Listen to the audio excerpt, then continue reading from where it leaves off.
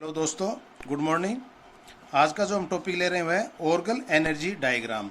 Orgel energy diagram जो हमने splitting पहले पूरा पढ़ा मेटल लिगेंड्स का, उसी के अंतर्गत आता है। और उसमें है कि एनर्जी के साथ इनका स्पेक्ट्रम जो बनता है, जो बैंड एनर्जी आती है, जो ट्रांजिशन जो होते हैं अलग अलग, वो किस प्रकार से एनर्जी के साथ रिलेटेड होते हैं स्ट्रक्चरल फील्ड में। तो उसी के ऊपर अपन अध्ययन करेंगे। इससे पहले आप थोड़ा सा देख लें कि हमने देखा था कि ऑक्टाहेड्रल और टेट्राहेड्रल, ऑक्टाहेड्रल और टेट्राहेड्रल स्प्लिटिंग जब आपने देखी थी, आपको पता है ऑक्टाहेड्रल के अंदर हमने कहा था कि दो प्रकार से स्प्लिट होता है। टी, इसको T2G कह देते हैं, इसको EG कक्षा कह रहे हैं।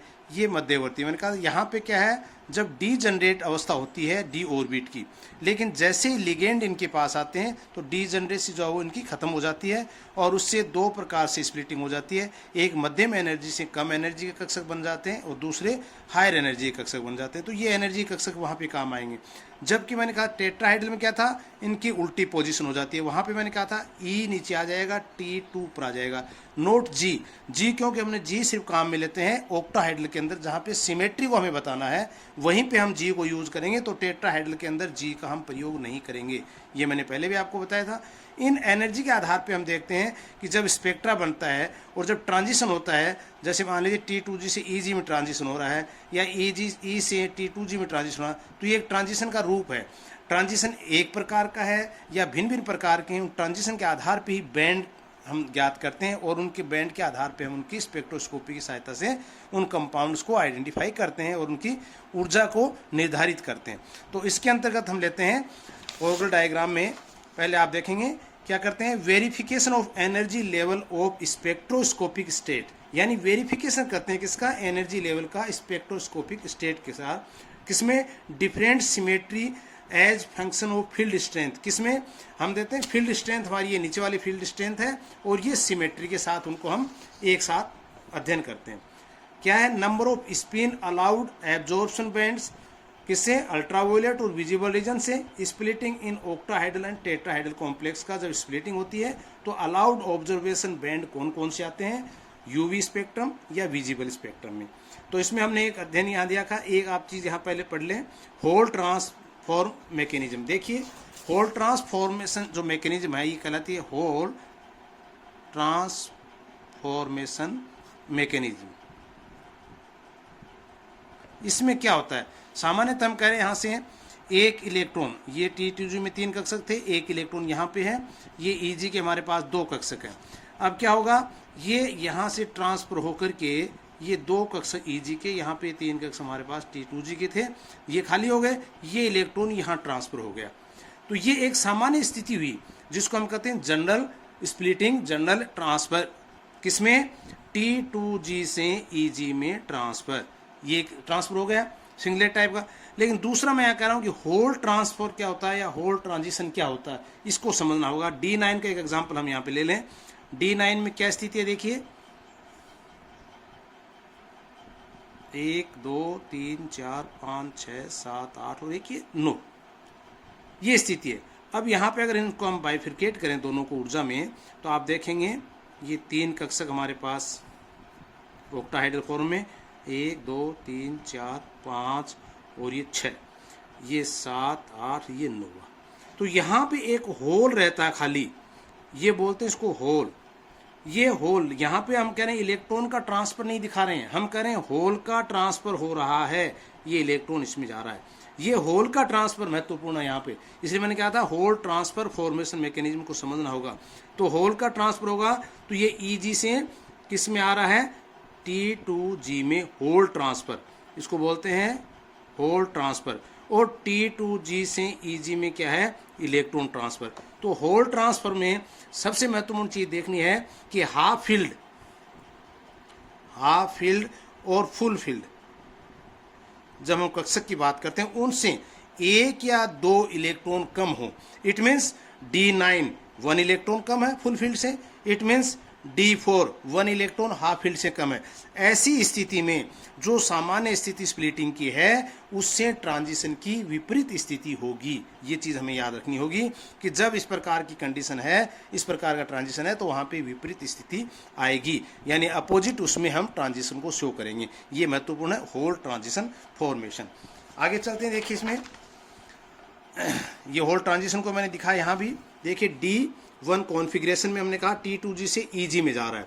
अब यहाँ देखिए D9 में मैंने कहा नीचे क्या था, इसमें पूर्ण बराबर कक्षक है ये, यानी T2G का कक्षक, लेकिन यहाँ से एक इलेक्ट्रॉन का ट्रांसफर हो रहा, होल का ट्रांसफर हो रहा। तो मैंने कहा EG से होल ट्रांसफर T2G, जो अपने पहले भी देखा है। तो हाफ फील्ड और फुल फील्ड से एक या दो इलेक्ट्रॉन कम हो तो उनमें नॉर्मल स्प्लिटिंग से विपरीत स्प्लिटिंग होगी। नॉर्मल स्प्लिटिंग का मतलब होता है 2G से EG कक्षक में ऑक्टाहाइड्रल में, और E से T2 में टेट्राहाइड्रल में। लेकिन जिस स्थिति में अगर ये पोजीशन आती है तो नॉर्मल स्प्लिटिंग नहीं होकर ये विपरीत हो जाएगी, अर्थात EG से T2G में होल का ट्रांसफर होगा। ये कहलाता है होल ट्रांसफॉर्मेशन। अब कुछ चीज़ें अपने को ध्यान रखनी है। इलेक्ट्रॉनिक कॉन्फ़िगरेशन विशेष रूप से कैसे याद रखना है, इसको याद रखने का बहुत आसान तरीका देखिए। D1, D2, D3, D4 और D5 को हम यहाँ ले लेते हैं। फिर यहीं से शुरू हो जाइए D6, D7, D8 और D9। ये हमारे पास ट्रांजिशन फॉर्मेशन है।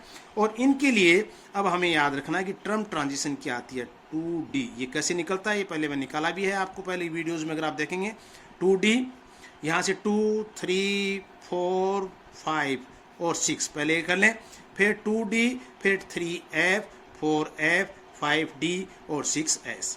तो ये आप निकाल सकते हैं। अब इसका एक और भी तरीका है याद करने का, वो क्या है, डियर फ्रेंड फॉर एवर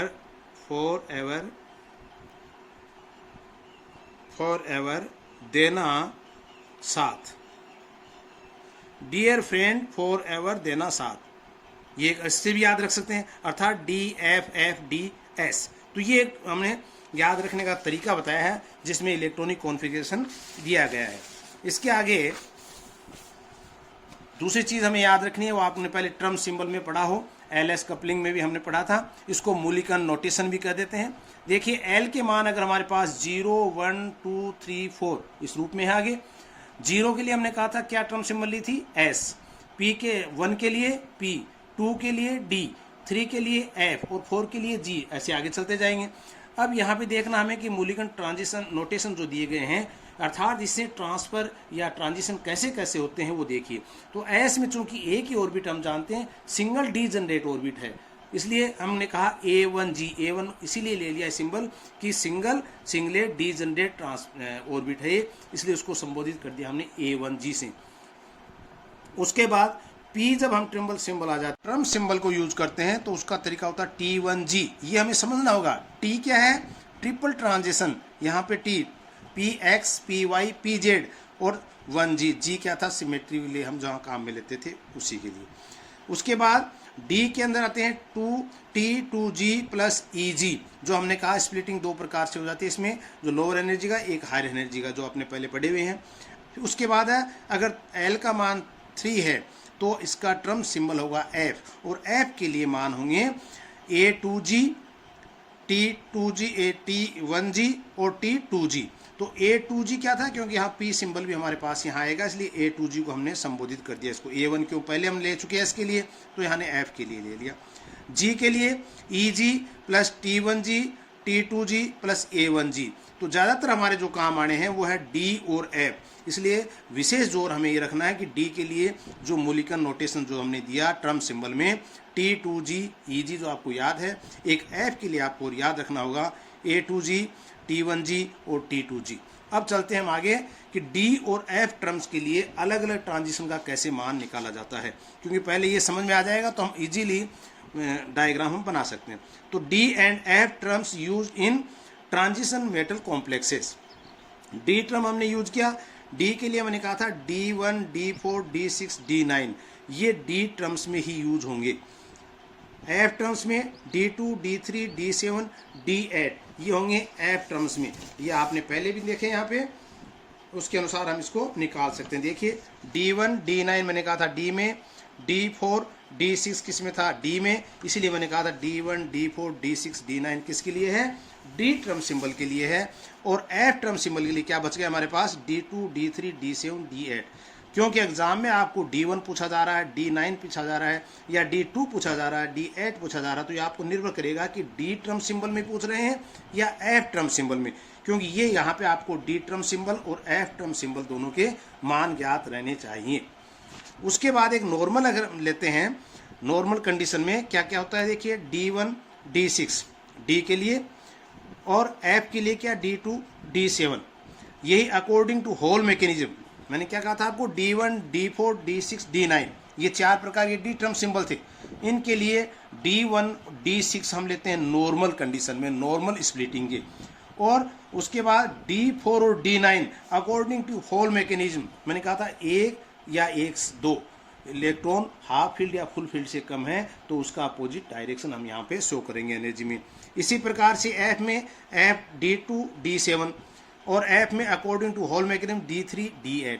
ये अगर हमारे पिक्चर समझ में आ जाएगी तो हम आराम से इजीली ऑर्गल डायग्राम की फॉर्मेशन कर सकते हैं। देखिए दो चीज़, it is use to assign the electronic transition in weak field, means high spin transition, metal complex and all tetrahedral complexes.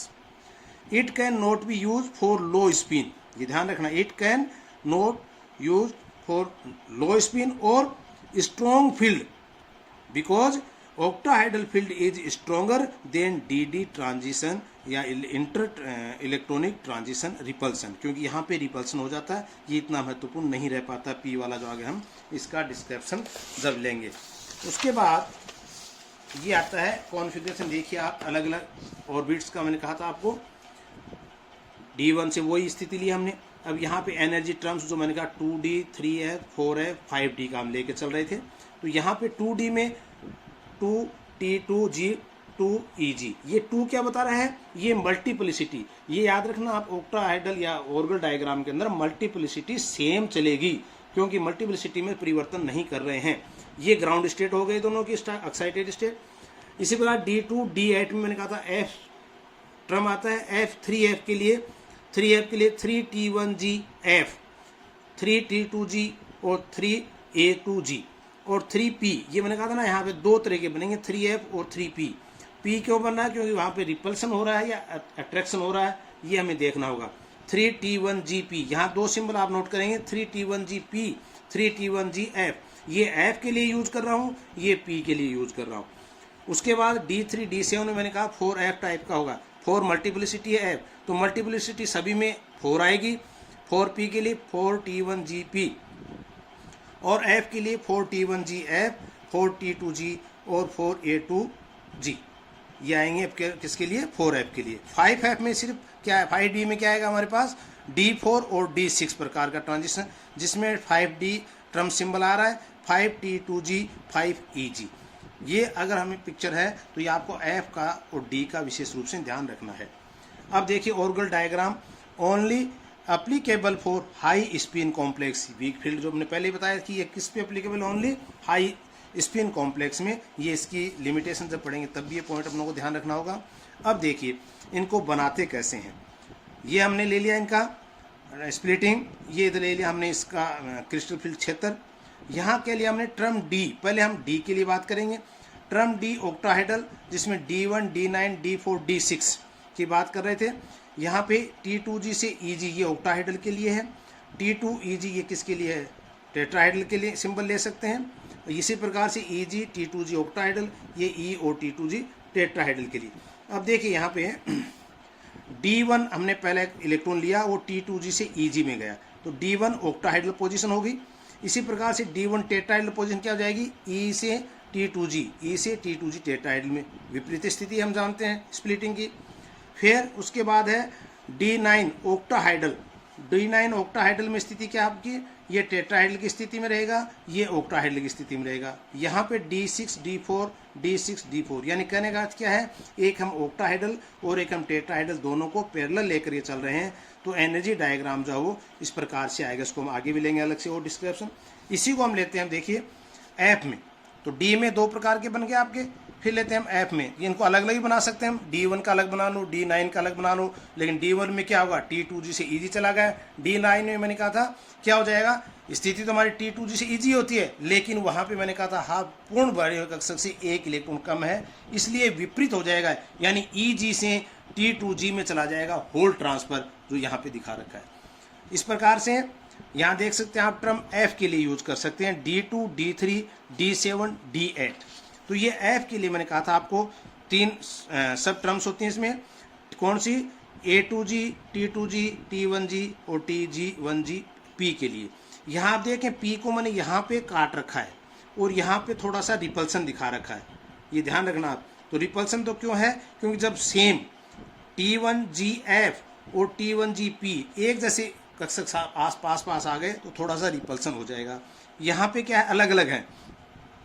यहाँ आप देखें ट्रांजिशन में T1GF से T2G, फिर T1GF से A2G और T1GF से ये T1GP में। तो इस प्रकार से तीनों का ट्रांजिशन दिखा सकते हैं, D3 D8 टेट्राहाइडल में, D2 D7 ऑक्टाहाइडल, इसी प्रकार से D2 D7 टेट्राहाइडल और D3 D8 ऑक्टाहाइडल में। तो ये हमने कहा कि टर्म F के लिए यूज कर सकते हैं, ये टर्म D के लिए यूज कर सकते हैं, और इनको अलग अलग कैसे बनाया जा सकता है वो देखिए आप आगे।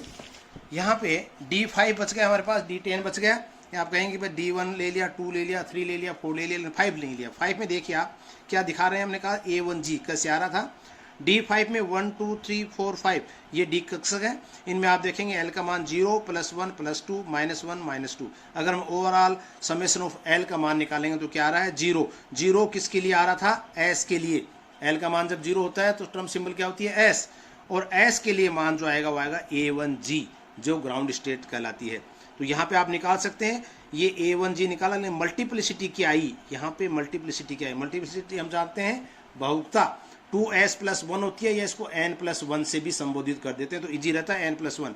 n क्या है, number of unpaired electron, that 1 2 3 4 5 unpaired electron +1 = 6। तो इसका हम अर्थ क्या लगा सकते हैं, 6A1G। D5 के लिए जो सिंबल ग्राउंड स्टेट आएगी वो आएगी 6A1G। इसी प्रकार से D10 के लिए आप देखें फुलफिल्ड बना हुआ है, तो वही समेशन L का मान क्या है, 0। 0 के लिए टर्म होती है S, और इसके लिए सब टर्म में लेते हैं हम A1G, वही A1G। लेकिन मल्टीप्लिसिटी क्या है, मल्टीप्लिसिटी निकालने के लिए मैंने कहा था आपको n+1, number of unpaired electron कितना है, 0 +1 क्या हुआ, 1, इसका मतलब 1A1G। तो ये कहलाता है 1A1G इसका D10 का टर्म सिंबल में, और ये कहलाता है D5 में। तो ये आपको पहले भी निकाल के बताए हुए हैं। उसके बाद देखिए आप थोड़ा सा और आगे बढ़ेंगे हम, D1 ऑक्टाहाइडल और टेट्राहाइडल में एक बात करें छोटी सी। यहाँ देखिए D1 का एक सिंपल तरीका हम ले रहे हैं, वो T2G से EG में। मैंने कहा था इलेक्ट्रॉन ट्रांसफर हो रहा है 2D, ये हमारे पास सिंबल है, और 2 मल्टीप्लिसिटी है। तो यहाँ पे क्या है, इलेक्ट्रॉन ट्रांसफर हो रहा है T2G से EG में ऑक्टाहाइडल में। अगर यही चीज़ हम टेट्राहाइडल में बात करें, मैंने कहा था इसकी स्प्लिटिंग चेंज हो जाती है, अर्थात EG लोअर एनर्जी का E कक्षक बन जाता है और हायर का T2 बन जाता है। तो यहाँ पे क्या होगा, E से T2 में इलेक्ट्रॉन का ट्रांजिशन, ये E से T2G में। ये D1 की पोजीशन अगर आपको D1 का पूछा जाता है। मान लीजिए आप D9 की बात करें कि D9 में कैसे निकालें, तो D9 में ऑक्टाहाइडल और टेट्राहाइडल की बात करेंगे। D9 में देखिए मैंने 2 चीज़ बताई थी आपको। ऑक्टाहाइडल देखें पहले अपन, तो ऑक्टाहाइडल में क्या है,